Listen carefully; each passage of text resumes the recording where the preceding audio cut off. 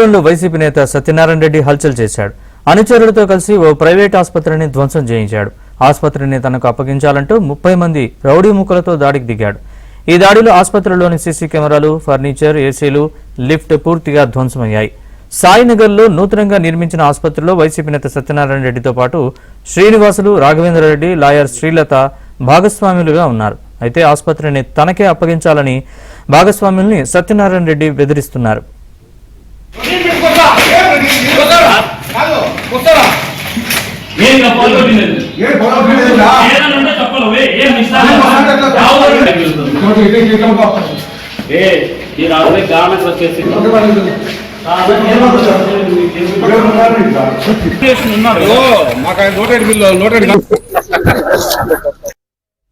YCP నేత సత్యనారాయణ రెడ్డి హల్చల్ చేశాడు.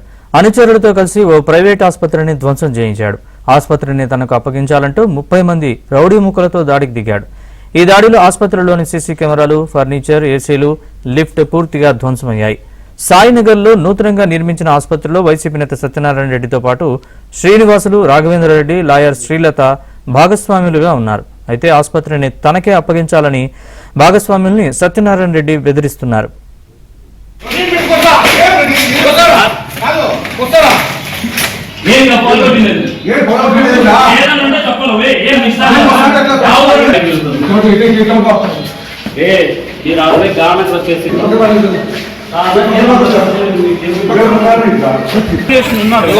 మాకు నోటెడ్ బిల్లు